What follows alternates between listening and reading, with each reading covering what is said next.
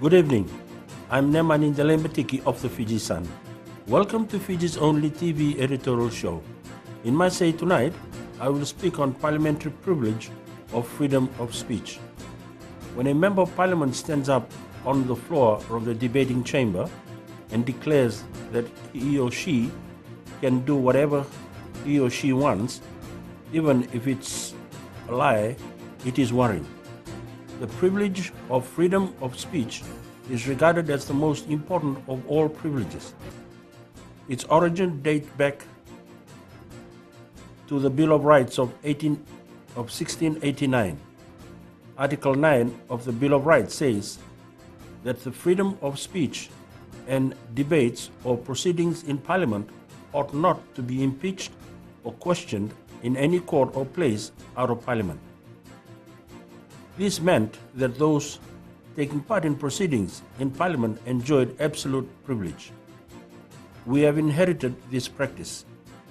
Members may not be sued if they make defamatory statements when taking part in debates in the House, but the privilege is wider than that, and for instance protects members from being prosecuted if in a debate they make a statement that would otherwise be a criminal offense.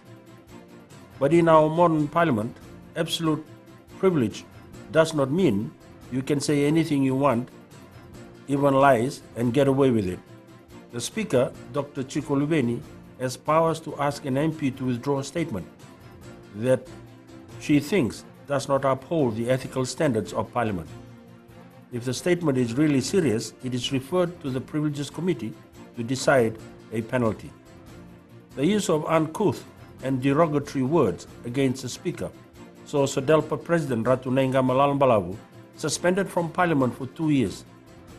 Rogotupo Ndalo was also found to have breached the standards and suspended for 2 years when she was National Federation Party MP and President. The Parliament of Fiji Handbook says that MPs have a certain obligations or responsibilities that they must adhere to as public officials and key actors in the political system of Fiji. Related to the right to freedom of speech, there are limits on this right that must be observed by an MP.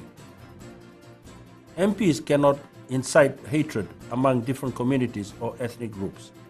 Language used in Parliament cannot be disrespectful, cause disharmony, or otherwise be unparliamentary.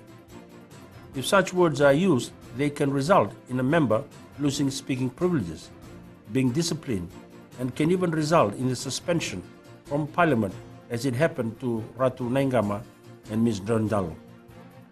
In the case of Mr. Nawekula, he withdrew his statement after the Speaker asked him, but as he sat down, he repeated the same words. He had earlier made accusations in Parliament against a number of organizations, which the Attorney General, Ayaz Sayed Qayyum, said were not true. The handbook says beyond legal obligations, an MP has certain political and moral obligations to promote peace and resolve disputes without resorting to violence. Members must continue to seek solutions within the institution of Parliament and should always be pursuing consensus wherever possible between the various party caucuses and all MPs. Where this is not possible, an MP must respect the right of the government to govern, and for all MPs to have the right to put their position on record. Sometimes you get the impression that certain members of the opposition do not respect the right of government to govern. Whether they do a good job or not, every 4 years there is a national evaluation and assessment through the ballot box.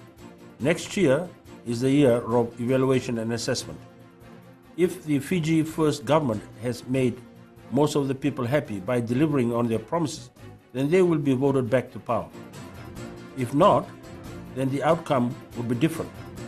This is what democracy is all about. The shenanigans that sometimes happen in Parliament lower the respect and dignity of the august House. Mr. Nawekula can say anything he wants in Parliament as long as he does not breach the parliamentary ethics and standards in the standing orders. Lies do not come under that definition. That's why the Speaker intervened. Like everything else in our democracy, freedom comes with responsibility. I am Nemani Ndalimbatiki, and that was my say tonight. For more of my views, you can read the Fiji Sun. See you next week.